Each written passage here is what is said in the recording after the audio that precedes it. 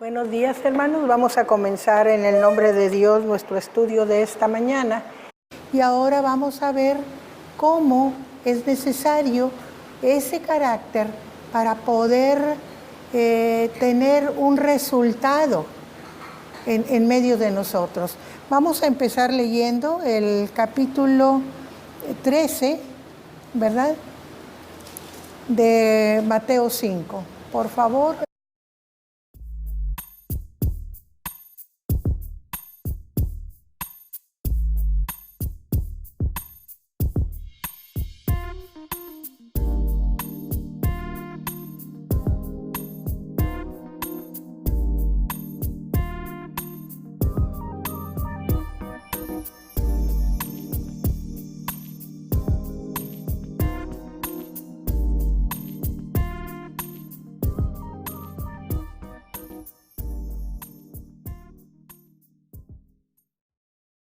Nosotros vemos cómo Jesús pone el resultado, el efecto, la influencia de lo que les ha enseñado en dos formas muy hermosas. Primero diciendo, vosotros sois la sal de la tierra. O sea, el que sigue estos principios que Él ha enumerado es sal en la tierra. Y podemos ver las características de la sal. ¿Por qué somos la sal? Pues nosotros sabemos que un alimento sin sal no es agradable, es desagradable. Es lo que le da que resalte el sabor y que lo disfrutemos, ¿verdad? Pero también sabemos que la sal conserva, que la sal nos sirve para que no se echen a perder los alimentos. Entonces son dos características que Jesús está poniendo en la gente que sigue sus principios, sus valores, su ley, podemos decir, ¿verdad? Y también tenemos que reflexionar en que esta influencia, vamos a decir, transformación que hace la sal en los alimentos o los principios en nosotros, a veces son inconscientes. No nos damos cuenta que le damos sabor a la tierra, sal de la tierra. ¿Por qué?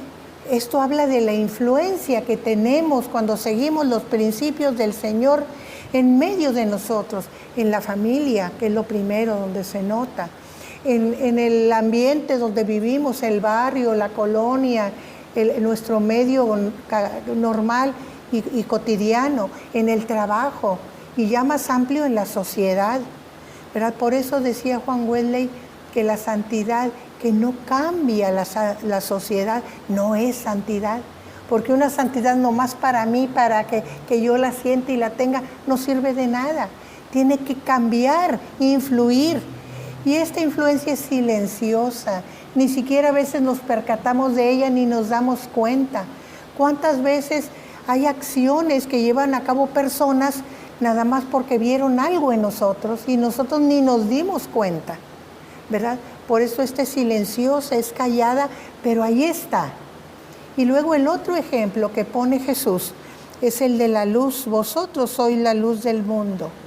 Recordemos que Él mismo dijo que Él era la luz que había venido al mundo, ¿verdad?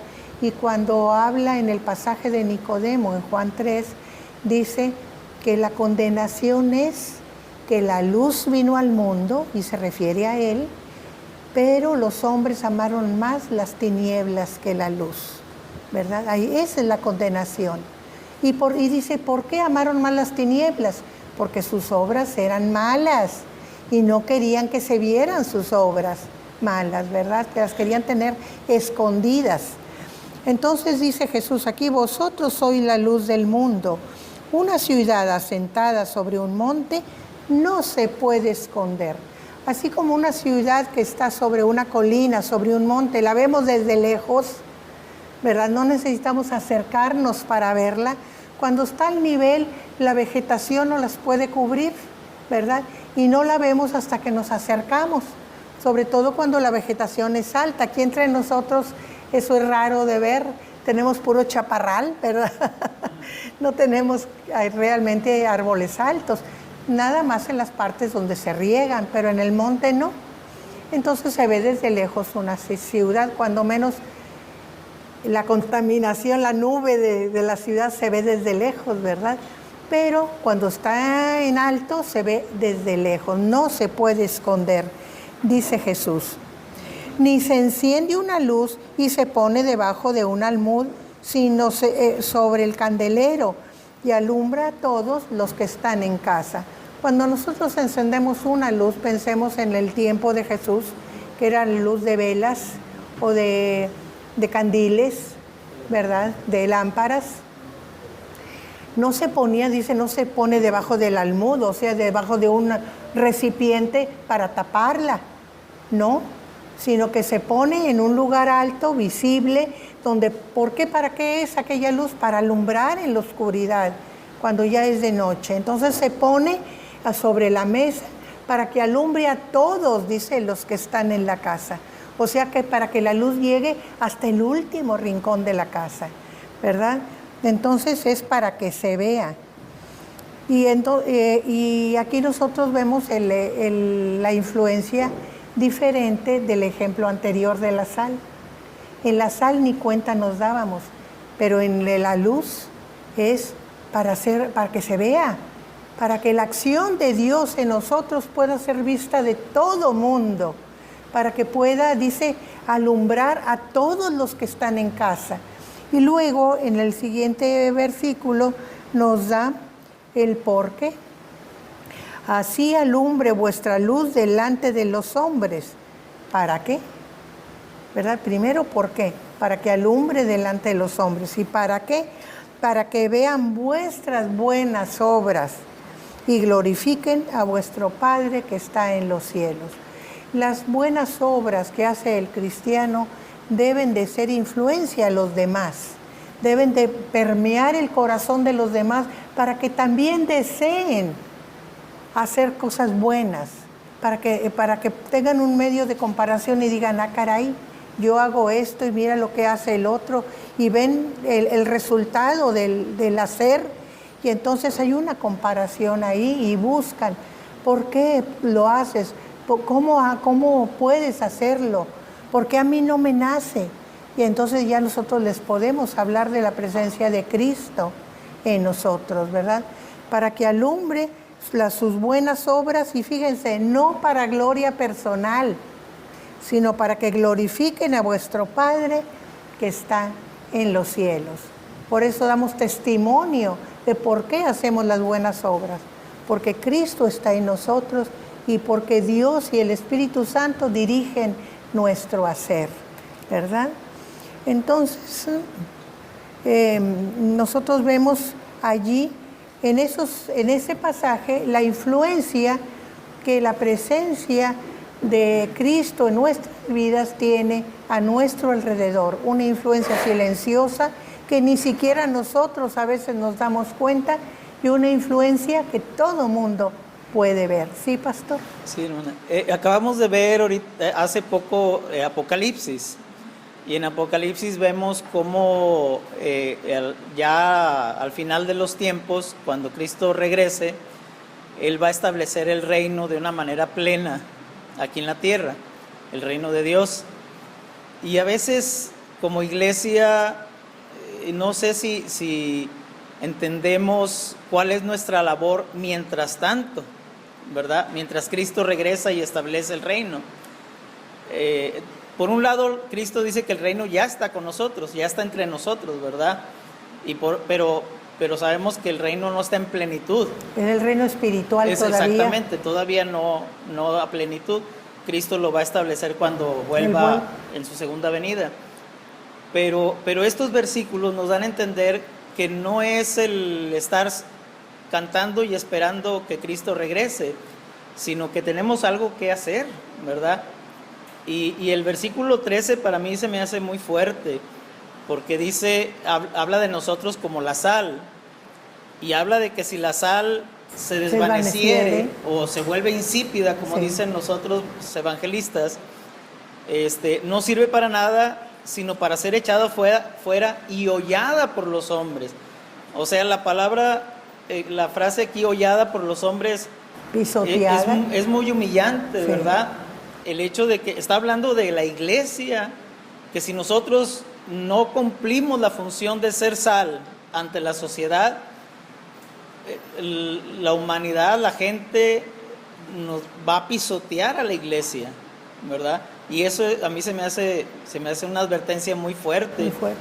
Porque es lo que estamos, a cierto punto es lo que yo puedo ver en la actualidad, ¿verdad? Que por causa de que la iglesia está pasiva, vemos pues grupos que logran cambios en la sociedad, ¿verdad? Como el aborto, la legalización de la marihuana o de estupefacientes, el matrimonio igualitario, la adopción de niños por matrimonios homosexuales, y como iglesia no estamos haciendo nada. Y prácticamente está sucediendo esto, ¿verdad? De que la gente está hollando, está pisoteando a la iglesia simplemente porque la iglesia ha perdido su sabor. Nosotros sabemos que estamos en el ojo de la gente porque somos diferentes y la gente está buscando a ver qué defectito nos encuentra para pisotearnos, ¿verdad? Pero Jesús dice que mientras digan cosas de nosotros mintiendo, no nos preocupemos. Malo, como dice el pastor, si hay razón para aquello, ¿verdad? Entonces, qué importante es hacer esa labor que el Señor puso en nuestras manos como sus representantes aquí, ¿verdad? Porque no es labor para hacer nada más de las autoridades eclesiásticas, es labor de todos, ¿verdad? Todos tenemos que llevar la palabra, todos tenemos que hablar de lo que el Señor ha hecho en nosotros, todos tenemos que hablar de lo que le agrada a Dios, ¿verdad? Porque eso es lo que transforma. No somos nosotros, sino la acción de Dios en nosotros es lo que transforma y lo que sirve de ejemplo, ¿verdad? Para toda la gente, ¿verdad? Vamos a seguir nuestra lectura al versículo 17, perdón.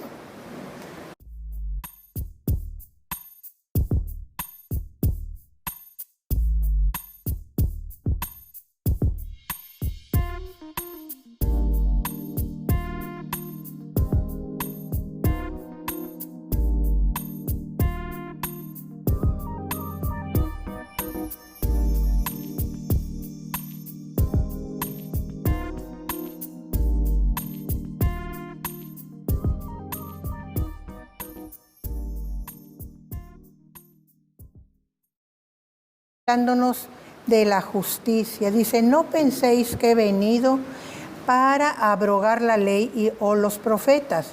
No he venido para abrogar, sino para cumplir. O sea, Jesús está hablándonos. Recuerden que todos estos enseñanzas del Sermón del Monte son las leyes del reino. Y estamos comparándolas con la ley de Moisés. Nosotros vemos que todas las cosas establecidas en la ley de Moisés, Jesús les está dando una interpretación más amplia de lo que tenía en la ley de Moisés, ¿verdad? Más espiritual, más profunda.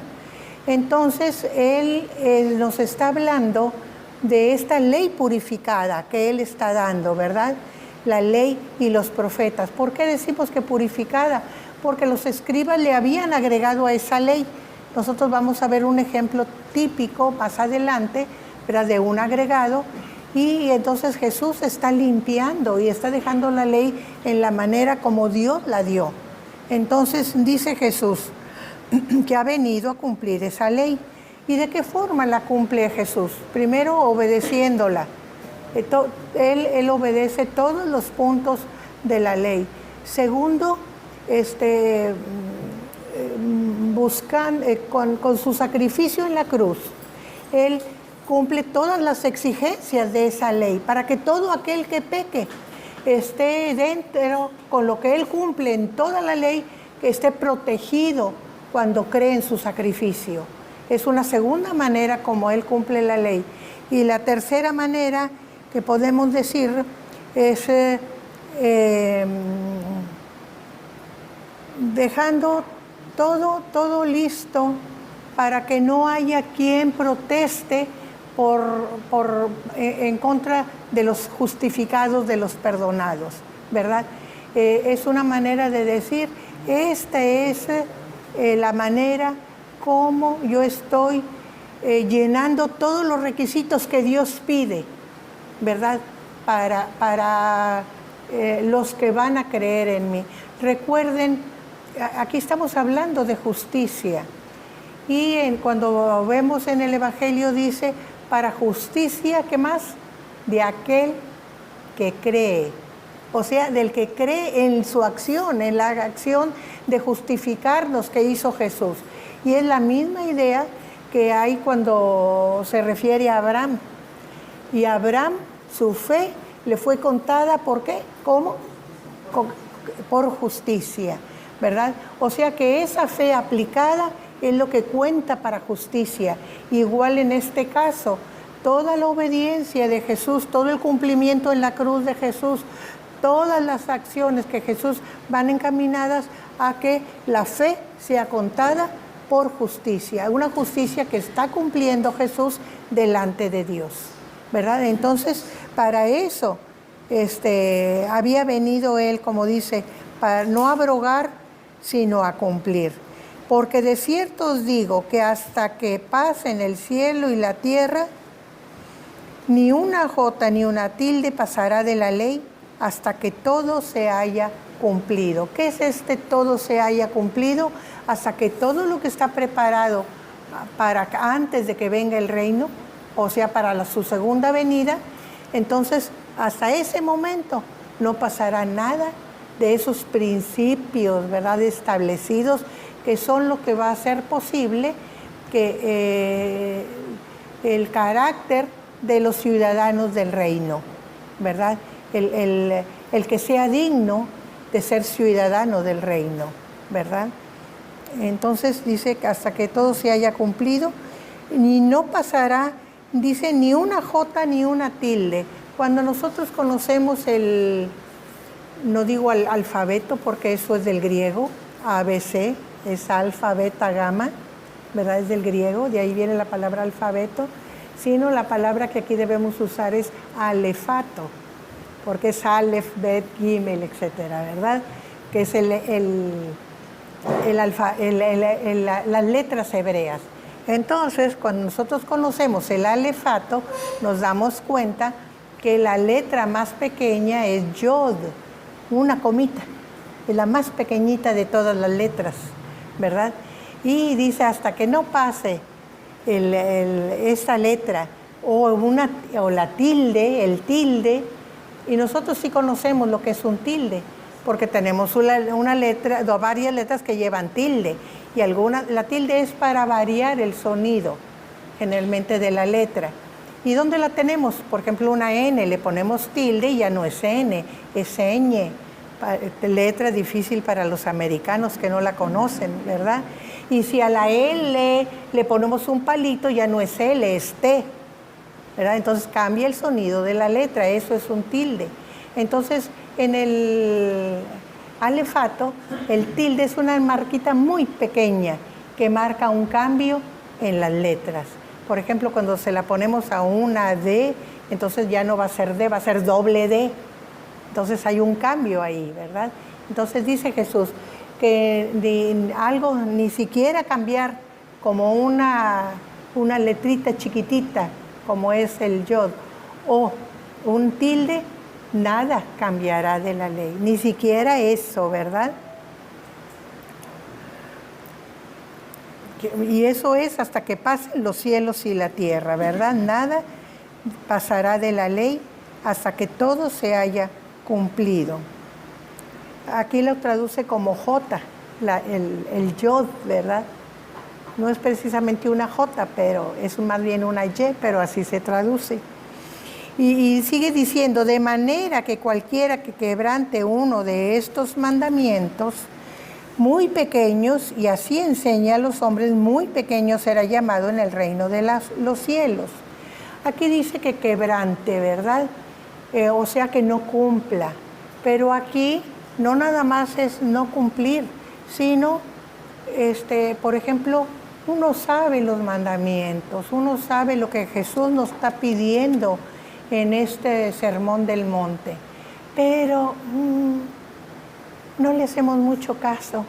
Es parte de los principios de nuestra fe, conocer el Sermón del Monte, pero nada más es una enseñanza, no es algo práctico en nuestra vida. Entonces nosotros estamos disminuyendo el valor de esta enseñanza. Entonces es lo mismo que lo que dice aquí: cualquiera que quebrante uno de estos mandamientos. Es lo mismo, yo lo sé, pero no lo pongo en práctica, estoy quebrantando el mandamiento. O sea, estoy negando la autoridad de Dios en mi vida. Entonces eso es lo que significa este pasaje. Entonces cualquiera que haga eso, lo mismo se le aplicará a él, ¿verdad? En el reino de los cielos. Pequeño, tienes una falta pequeña, bueno, también pequeño serás llamado en el reino de los cielos, ¿verdad? O sea, si ustedes se dan cuenta, hay una cosa muy diferente entre esto y la acción llevada a cabo por Jesús en nuestro perdón, en el pago del pecado que Él hace. La salvación no tiene mella con esto. La salvación, ahí está, la fe en Jesús que pusimos, ahí está. Pero, ¿cómo vamos a ser considerados en el reino de los cielos? Muy pequeño, porque así consideraste tú los mandamientos de Dios. Pequeños, sin importancia. Bueno, así vas a ser considerado. Y luego dice: mas cualquiera que los haga y los enseñe, este será llamado grande en el reino de los cielos, ¿verdad? Cualquiera que enseñe los mandamientos, cualquiera que los enseñe, será llamado grande en el reino de los cielos. O sea, no solamente los lleva a cabo, los cumple, sino los enseña también. Entonces ese será llamado grande en el reino de los cielos, ¿sí? A mí me llama la atención cuando hace la expresión de los mandamientos muy pequeños, que quebranten los mandamientos muy pequeños. La pregunta sería, de todos los mandamientos, ¿a qué mandamientos o se está refiriendo Jesús cuando dice los mandamientos, cualquiera de estos mandamientos muy pequeños? Bueno, sabemos que hay dos o uno que es el más grande. Entonces, por ende, después de eso, todos los demás quedan, por así decirlo, más pequeños. En otro nivel. Entonces le preguntaban que cuál era el gran mandamiento, pero él nunca corrigió que le dijeran que era el gran mandamiento. Entonces, todos los otros, comparados con esos dos, pues quedan pequeños, pero aún así, si los quebrantas, pues de igual manera vas a ser considerado pequeño, y los enseñas, vas a ser considerado pequeño. En realidad, muy pequeño no se refiere tanto al mandamiento, sino al concepto que tenemos del mandamiento. ¿Tú consideras que es muy pequeño el mandamiento y que lo puedes brincar? Eso es a lo que más bien se refiere, al concepto que tú tienes del mandamiento. Porque nosotros decimos, no es igual decir una mentira que matar. No, matar es un pecado mucho más grande que decir una mentira, ¿verdad? Y entonces decimos, bueno, son mentirijillas, no importan. Entonces es el concepto que tenemos del mandamiento. Pero una de las cosas peores delante de Dios es la mentira. Es una de las cosas peores y de lo que un cristiano se cuida mucho, de no mentir, ¿verdad? Porque con una mentira puedes literalmente matar a una persona. Con una mentira. Sí, Santiago precisamente pone en su nivel, ¿verdad?, ese tipo de pecados que provienen de la lengua, cuando habla de que un órgano tan pequeño puede encender un grande bosque. Oh, sí, ¿verdad? Entonces, ahí es donde las consideraciones que nosotros hacemos de las leyes de Dios, ¿verdad?, pueden ser muy diferentes del concepto que Dios tiene de sus mandamientos. Entonces tenemos que tener mucho cuidado en acomodarlos a nuestra conveniencia, ¿verdad?, sino tratar de ir a la raíz, lo que se nos está enseñando, ¿verdad?, para de esa manera ser, pues como dice más adelante, pues perfectos delante de Dios, ¿verdad? O sea, eso El ser perfecto delante de Dios es lo que ya se los había dicho en la clase anterior, lo que se considera la santidad. Nosotros vamos creciendo en santidad a medida que aprendemos y que ponemos en práctica lo que aprendemos.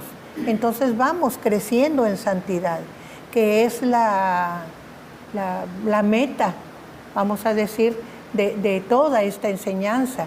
Wesley la llamaba la perfección cristiana.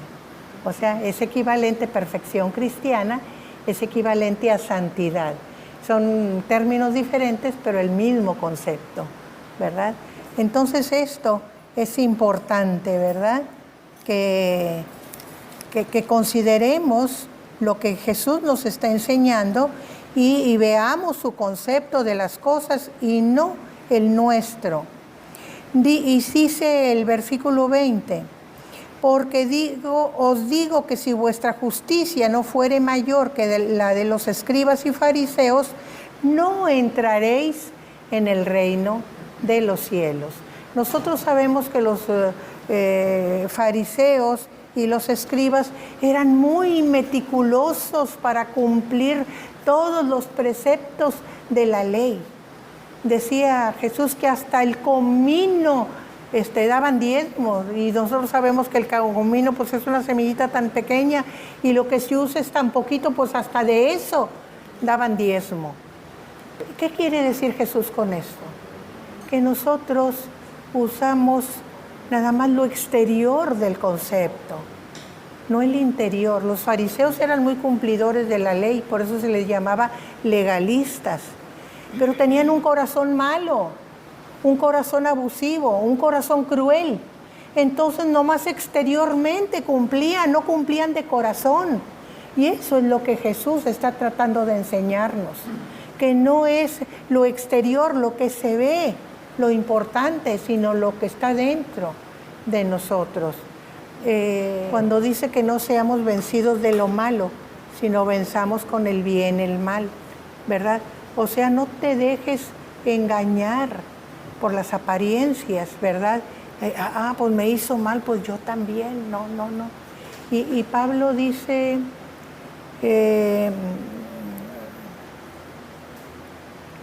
ahorita me acuerdo, como lo vamos a seguir aplicando en el escrito, ahorita me acuerdo, ¿verdad? Como les digo, yo nunca traigo la clase así por escrito apuntada, sino que va surgiendo, ¿verdad?, a medida que la presentamos, y muchos de los comentarios de ustedes hacen que surjan las explicaciones, ¿verdad?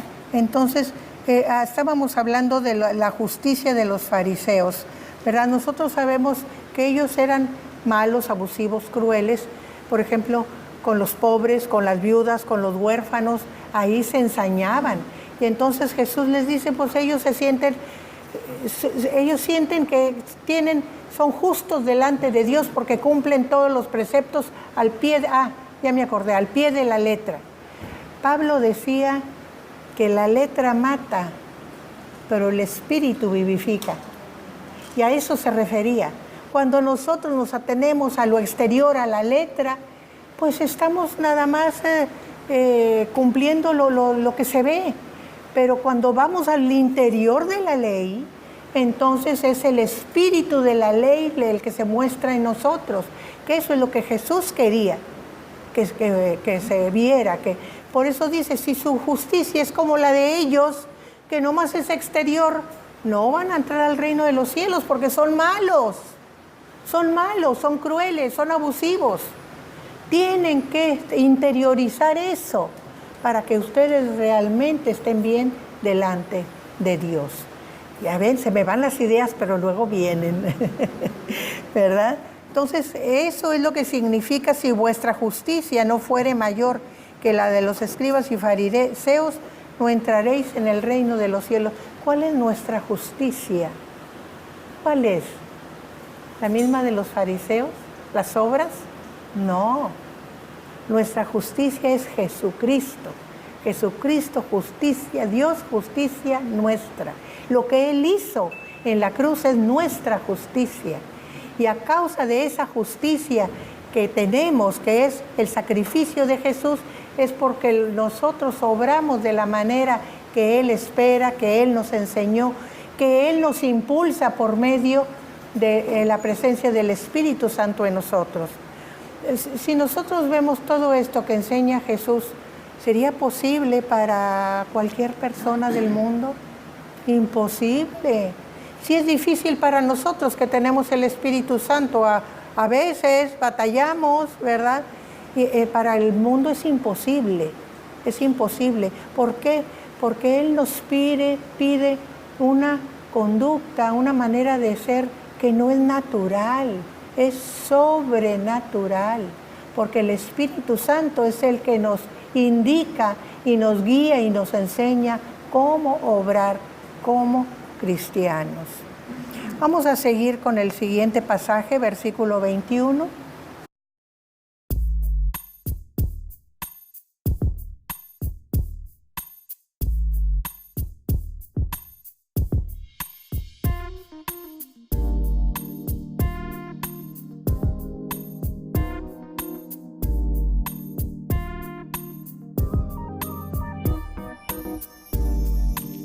Aquí me voy a detener, voy a irme más despacito porque las ideas lo ameritan.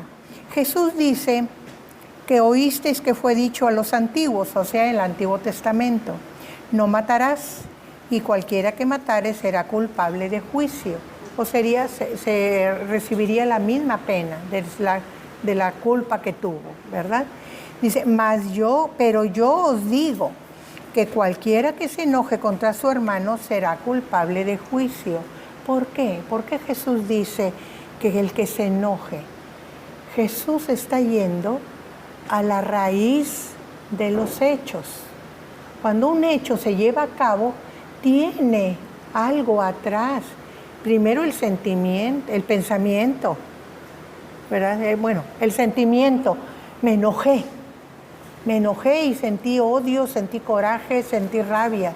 Y luego ese sentimiento me hizo pensar, ¿y cómo me vengo? ¿Y cómo le voy a hacer que pague? ¿Y cómo me desquito? Y entonces del pensamiento viene la acción, voy elaborando hasta que hago la acción. Y si ese enojo es tan intenso y lo dejo que vaya madurando y creciendo, va a llegar al asesinato. Voy a matar a la persona porque es lo que siento que es la única forma que pague lo que me hizo, ¿verdad? Entonces, si nosotros nos damos cuenta cómo actúa Jesús, está yendo al origen de los problemas. Por eso dice, cualquiera que se enoje contra su hermano, y cuando nosotros proferimos palabras ofensivas, estamos hablando de lo que está dentro de nosotros, de nuestros sentimientos y de lo que pensamos de la persona. Entonces, cuando ya empezamos con eso, y aquí las palabras que se traducen, pues son para nosotros muy inocentes, porque estamos muy acostumbrados a decir, ay, qué necio eres, ay, qué superficial, que es lo que significa fatuo, qué superficial eres, no piensas, ¿verdad? Pero aquí está hablando de una ira, de un coraje, de un rencor, y las palabras en hebreo o en arameo son fuertes, y las llevadas al griego también son fuertes, pero no hay en nuestro vocabulario palabras tan fuertes que se puedan decir en una reunión cristiana. No se puede, sería una ofensa. Entonces las traducen de manera que nosotros las entendamos, pero que no nos ofendan, ¿verdad? Porque ¿qué pasa? ¿Qué boca? ¿Qué estás diciendo esas palabras? Pues que no sabes que la boca que bendice no debe maldecir. Por ejemplo, a mí el pastor Vaqueiro me corrigió una vez porque dije algo maldito. Dijo, no diga nunca esa palabra. Y algo que a veces no tomamos en cuenta. Pero él me lo corrigió, me dijo, no diga así. ¿Verdad? Entonces, tenemos que tener conciencia cuántas veces le fallamos al Señor sin percatarnos de lo que lo estamos haciendo, ¿verdad? Entonces, ahí es lo que Jesús está hablando de matar a alguien. Lo matas desde el principio y que sientes odio, rencor y lo almacenas. y lo dejas ahí a que actúe y a que crezca, a que progrese. Todos nosotros conocemos historias dentro de la familia de personas que se enojaron cuando eran jovencitas, se dejaron de hablar, vivieron juntas toda la vida y no se volvieron a hablar. Y ahí vivían, pero no se volvieron a hablar en toda la vida. Y hay otras que viven separadas, ¿verdad? Y despotrican una contra la otra, pero no se vuelven a hablar dentro de la familia. Imagínense fuera qué podrá suceder, ¿verdad? Y sigue, vamos a leer el siguiente, a ver, déjenme ver si ya lo acabé de completar. Sí. Dice que los que dicen cosas feas, enojados de su hermano, quedarán expuestos, fíjense, expuestos al infierno de fuego. O sea, no son llevados inmediatamente, sino que estás expuesto, te estás arriesgando a ir a dar al infierno de fuego. ¿Eso es lo que quieres? Entonces recapacita, ¿verdad? Esa es la enseñanza de Jesús. Vamos a seguir con el 23. Hermano, ahorita que decía que Pablo comenta que la ley mata y el espíritu vivifica, ahorita lo estaba relacionando con este pasaje. Realmente la predicación de Jesús es muy saludable mentalmente. No hay manera de tener paz solamente haciendo justicia. O sea, paz en el corazón, tranquilidad. Entonces, la única manera de que te puedes vivir en paz o puedes vivir en armonía, tranquilidad, es yendo más allá que la ley, o sea, la parte espiritual. Ahorita seguí leyendo el pasaje. Si tienes mucho enojo contra una persona, el más perjudicado eres tú. Entonces, ya si uno analiza todo esto, como toda la palabra de Dios, nos cuida a nosotros. Y por cierto, ahorita en la sociedad hay un nivel de crisis emocional, de problemas emocionales altísimo. O sea, ayer me llegó un video de un muchachito que se tiró de un puente de 12 años porque le quitaron un celular, su mamá. Entonces, o sea, tenemos grandes problemas porque no solamente basta hacer justicia, sino ir más allá que la ley, como dice Jesús, por bien nuestro, por tranquilidad y paz nuestro y de la familia. Y más adelante dice, y apúrate a hacerlo, o sea, ponerte en paz con tu enemigo. Con tu enemigo antes de que te lleve con el alguacil. Es decir, hay consecuencias posteriores. Sí. Si uno no da un paso adicional en tu paz familiar, individual y en tu convivencia, y por prudencia y en tu desarrollo profesional como ciudadano, lo mejor es ser amoroso. O sea, a largo plazo, lo mejor es perdonar. Y ahora, bueno, los psicólogos lo mencionan mucho, pero ahorita tenemos un gran problema en la sociedad de eso. Aunque hoy más que nunca se dice que se hace justicia. Sí. Vamos a seguir con la lectura, versículo 23, por favor.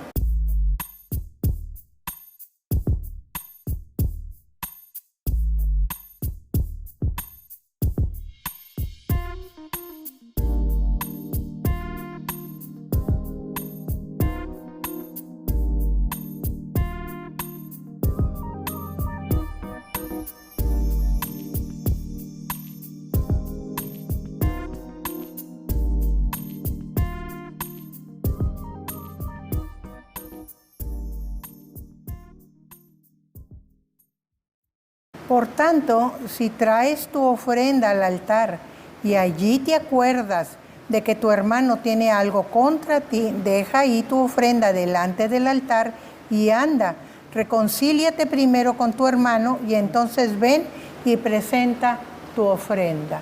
Aquí está diciendo, tú te sientes muy piadoso trayendo la ofrenda a Dios, ¿verdad? Pero estás enojado con tu prójimo.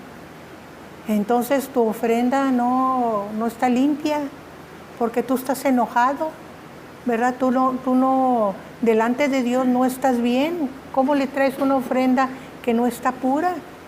¿Verdad? Era como la ley, ¿verdad? Lo exterior, que no aceptaban monedas extranjeras, tenían que ser monedas del templo en la ofrenda. Así es esto, es como una moneda extranjera porque no está limpia, ¿verdad? Y le dice Jesús, ve, reconcíliate, y ya que estés bien, entonces ven y ofrece tu ofrenda, ¿verdad? ¿Por qué? Porque de esa manera lo estás haciendo con corazón limpio, no con un corazón pecaminoso, ¿verdad? Por eso es importante, ¿verdad? Que arreglen las cosas, ¿verdad? Antes de venir delante de Dios. Cuando nosotros tomamos la comunión, hacemos oración de confesión, ¿verdad? Y si no hacemos la oración en sí, leemos el Salmo 51, que es la oración de confesión de David, ¿verdad? Señor, perdóname, ¿verdad? Y límpiame, ¿verdad? ¿Por qué? Porque no podemos venir delante del Señor con pecado. El Señor no está delante del pecado. Entonces, por eso tenemos que confesar nuestros últimos pecados, lo que hemos hecho, o decirle al Señor, Señor, si no sé, como también dijo David, si tengo pecados que me son ocultos, pues límpiame, porque no los tengo en la conciencia, ¿verdad? Y es lo mismo que aquí nos está pidiendo, ¿verdad? Ve, reconcíliate, o sea, limpia ese pecado y luego vienes y te pones delante del Señor con tu ofrenda, ¿verdad? Entonces, y luego sigue diciendo, ponte de acuerdo con tu adversario pronto, entre tanto que estás en el camino. O sea, no dejes que pase el tiempo de una dificultad, un enojo, una discordia. Pronto, esa palabra es muy importante, pronto ponte en paz con tu enemigo, mientras estás en el camino. ¿Qué quiere decir mientras estás en el camino? Mientras va pasando la vida, no te esperes. Uno cree cuando tiene una dificultad, no le hago caso, al cabo con el tiempo se olvida. El pecado nunca se desaparece con el tiempo, se acrecienta, va desarrollándose y va haciendo problemas más grandes. Cuando nosotros dejamos un problemita sin resolver, para cuando queremos hacerle frente, ya está del tamaño del mundo, ya no sabemos ni por dónde entrarle. Esto es lo que Jesús está diciendo, mientras estás en el camino. Dice, no sea que tu adversario te entregue al juez. O sea, tu adversario se cansa de esperar que tú respondas y entonces va y se queja. Y se queja con el juez y habiendo el juez examina, entonces dice que hay una culpa y entonces dicta sentencia y ahí ¿qué pasa? Te entrega al alguacil. O sea, el que ejerce el castigo, la justicia. ¿Y qué pasa? Te mete en la cárcel. ¿Y qué dice Jesús? No saldrás de ahí fácilmente, sino hasta que pagues el último cuarto, o sea, la cantidad más pequeña que debas, no te dejarán salir, hasta que pagues todo. Entonces, ¿por qué dejar las cosas hasta que sean tan graves? Nosotros sabemos que estar en la cárcel es no trabajar, no estar con la familia, no tener relaciones de ninguna clase más que con otros condenados como yo, ¿verdad? Entonces, ¿por qué esperar ese cuadro tan desagradable? Arréglate antes, no esperes a que las cosas se compliquen y empeoren en tu contra, ¿verdad? Ahí lo que a veces nosotros racionalizamos como personas es que él hizo la injusticia. O sea, la otra persona me la hizo a mí. Entonces, si yo voy, es un signo de debilidad y me la va a volver a hacer. O sea, ese es el mecanismo de defensa, vamos a llamarle. Entonces uno no quiere ir porque piensa uno que se va a volver más vulnerable ante el ataque y la agresión de la otra persona. Al yo ir y buscar un camino de reconciliación, un camino de solución, puede ser una muestra de debilidad. Pero yo creo que si se hace con sabiduría, el resolver cosas antes se quita de muchos problemas futuros, o sea, muchísimos. Voy a usar para que se entienda mejor lo que estoy diciendo, un dicho de los abogados, que se usa mal por los abogados, pero bajo mi contexto quizá se pueda entender algo, que dice, más vale, dice, un mal arreglo que un buen juicio. que un buen pleito. Ellos lo usan para Sí. ¿cómo llaman? Extorsionar o para arreglarte fuera de la ley. No. Pero si uno ve eso y dice, más vale un mal arreglo, a veces conviene solucionar las cosas personales, Perdiendo un poco, pero evitando muchos que hacerlo, problemas. ¿verdad? Sí, ese es un dicho muy cierto, porque un juicio de abogados no solamente se lleva mucho dinero, se lleva mucho tiempo y también muchas mortificaciones. Entonces, si puedes arreglar las cosas afuera, sin pasar por todos esos gastos, tiempo y aflicciones, pues arréglalo, aunque no sea lo que tú quisieras mejor para ti, pero ya saliste. Eso es lo que significa ese dicho entre los abogados. Y también en la cuestión espiritual significa que todo el que tiene algún recurso para arreglar algún asunto, para resolver un problema, debe usarlo, debe de hacer todo lo posible dentro de lo que está de su parte de arreglar las dificultades. No dejes que el otro, si tú tienes manera de arreglarlo, arréglalo. Eso es lo que quiere decir. No te quedes esperando a que se arregle solo, no se va a arreglar solo. Y sí puedes tener consecuencias graves, ¿verdad? Pero si en ti está resolver el problema, resuélvelo. Eso es lo que está diciendo Jesús. Gracias, Aarón. Entonces, seguimos con la lectura del 27.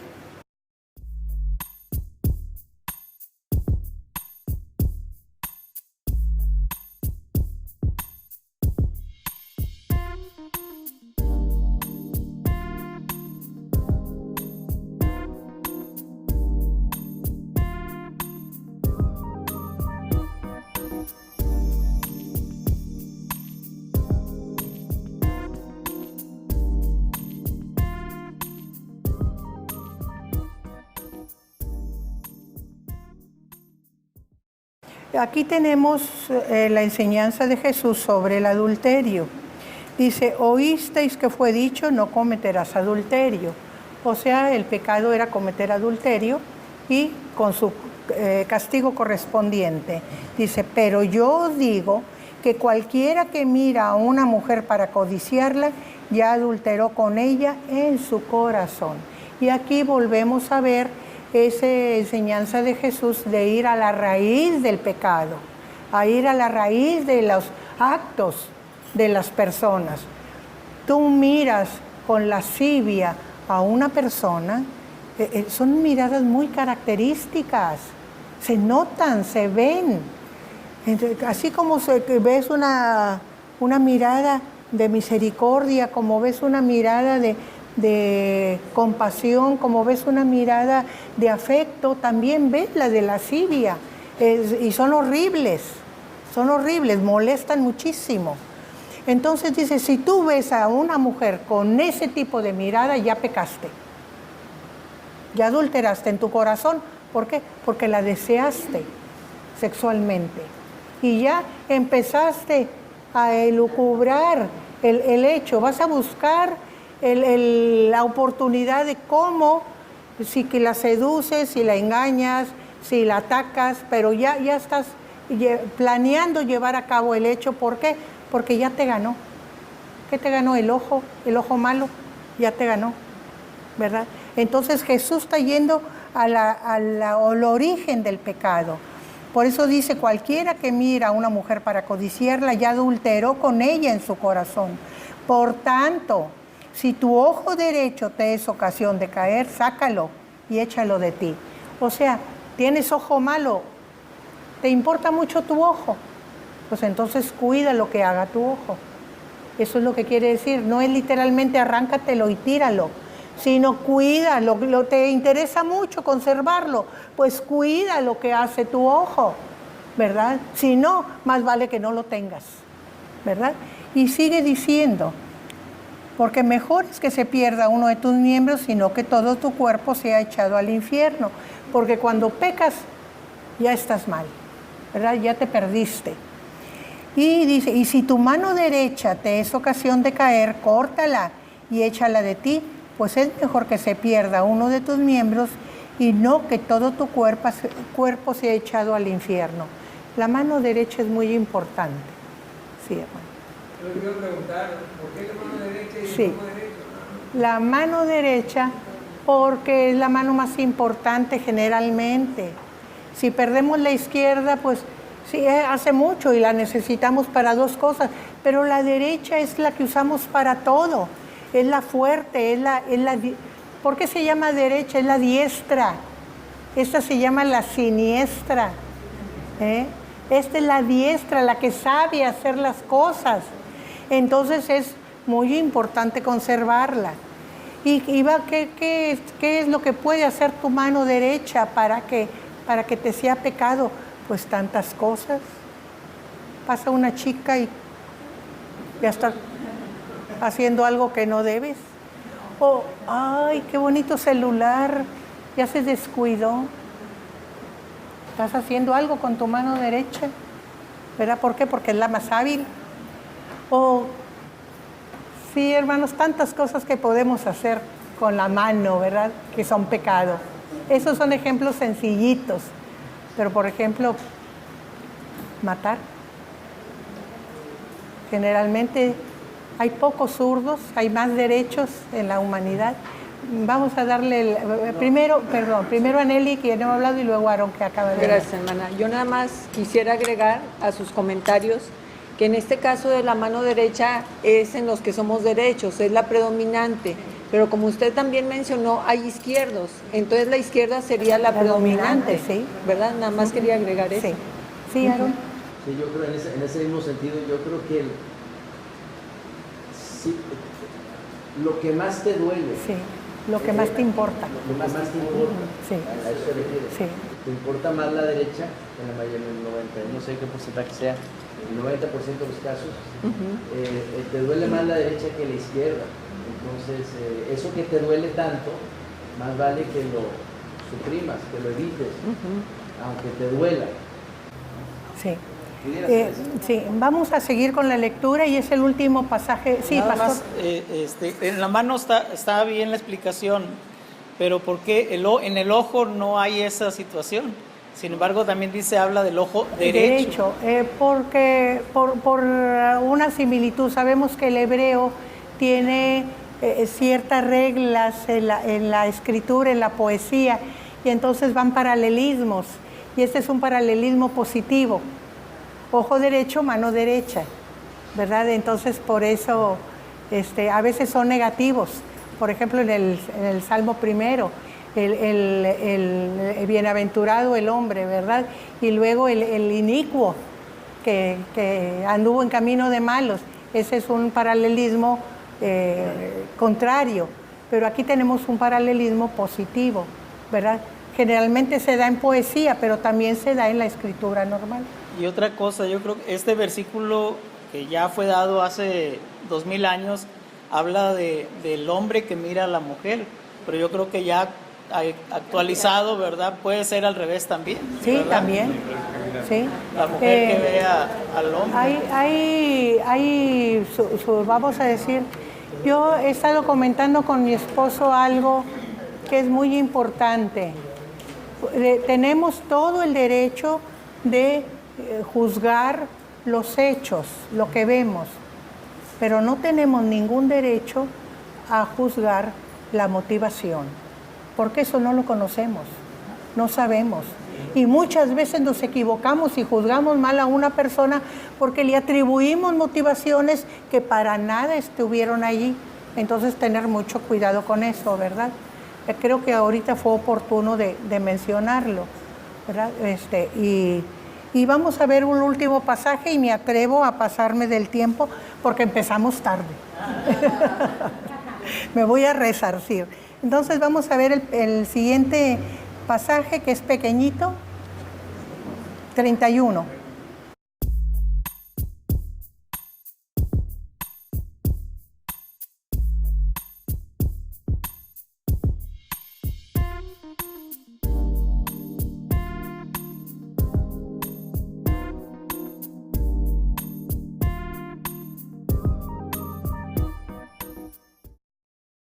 Aquí nosotros vemos en el Antiguo Testamento, con Moisés, había la regla de que se podía repudiar a la mujer, pero el que la repudiara tenía que darle carta de divorcio. Esto era para proteger a la mujer, porque el hombre caprichosamente se deshacía de una buena mujer, la humillaba, la corría de su casa, no la aceptaba, tomaba otra, pero la otra le resultaba que no era como él esperaba, era una pasión pasajera, y entonces quería volver a traer a la mujer anterior a su casa, y después de haberla humillado, la quería volver a disfrutar. Entonces la ley dijo: no, si dices que no la quieres y la echas fuera, dale carta de divorcio, dale la libertad. Por eso dice que por la dureza de corazón Dios permitió darles cartas de divorcio en la ley, porque la dureza del corazón de los hombres, ¿verdad? Esa era la motivación. Pero aquí Jesús nos está enseñando, dice: pero yo os digo que el que repudia a su mujer, a no ser por causa de fornicación, la única causa legal y legítima por la que se podía repudiar a una mujer era por fornicación, por haber cometido adulterio, haber tenido relaciones fuera de matrimonio estando casada, ¿verdad? Esa es la única razón. ¿Por qué? Porque cuando se casaban hacían un pacto y ahora serán una sola carne, y ese pacto era hasta la muerte. Pero si alguno de ellos cometía adulterio, entonces el pacto se rompía. Y entonces, roto el pacto, ya no hay ahí una ley que los mantenga unidos. Entonces, la persona inocente tenía derecho de volver a casarse, solamente por causa de fornicación, porque en esa época, hasta porque se le quemó la sopa, repudiaban a la mujer, ¿verdad?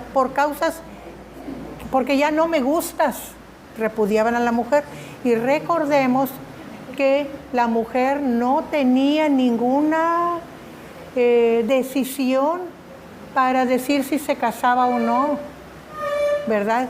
Era tomada en matrimonio, dada en matrimonio. Podían preguntarle: ¿quieres? Pero ella no podía decir: yo quiero casarme y me voy a casar. No, para nada. Era el hombre el que decidía casarse y tomaba a la mujer o se le entregaba a la mujer. Por eso yo critico tanto a la gente que habla de la samaritana como una mujer adúltera, porque ella no podía desbaratar un matrimonio, la echaban, la quitaban, y luego venía otro y la tomaba. Ella no tenía autoridad para decirme caso. Otro decía: yo que me quiero casar con ella. Y así 5 maridos tuvo. ¿Qué quería decir? Que era una buena mujer. ¿Por qué? Después de ya haber tenido marido, la seguían buscando. Eso no es normal ni común. Yo quiero una pura. Yo quiero una de buena reputación. ¿Por qué la buscaban? Porque tenía cualidades. Entonces por eso la seguían, hasta que se cansó ella y dijo: no me caso más. Hasta que se cansó. Por eso yo siempre protesto cuando toman a esa mujer como una cualquiera, ¿verdad? Entonces no está bien, porque no conocen la cultura judía. Entonces aquí dice que excepto por causa de fornicación no está permitido. Pero yo os digo, dice Jesús, que el que repudia a su mujer, a no ser por causa de fornicación, hace que ella adultere. ¿Por qué? Porque si no hay fornicación, el pacto sigue. El pacto es permanente. Y si hay pacto y ella es echada, es divorciada, pero se casa, entonces el pacto con el antiguo marido está, entonces comete adulterio, la hace que cometa adulterio al darle carta de divorcio. Por eso dice Jesús, ¿verdad?, que si no es por causa de fornicación, la hace que adultere, y el que se casa con ella adultera también. Ahí es donde nosotros tenemos que ver las razones que tiene Jesús para decir estas palabras y considerar el adulterio cuando no hay causa justificada, sí. Iniciamos con ser sal y luz de la tierra. Si cumples esto, en un mundo como en el que vivimos, vamos a alumbrar. Si guardamos estos mandamientos y la explicación que nos dio y todo lo que aprendimos hoy, vas a alumbrar y vas a ser la sal de la tierra. O sea, ¿cómo aplicas eso? Con lo que nos acaba de enseñar Jesús. Sí. Yo les quiero decir, hay otro pasaje en Mateo que habla precisamente de este tema, en el capítulo 19, pero ya lo veremos en su momento, ¿verdad? Pero es interesante ver y conocer la cultura donde nacen las cosas para poder entender a fondo lo que nos está enseñando Jesús. Muchas gracias. Nos quedamos ahí para seguir con el versículo 33. Vamos a orar para despedirnos.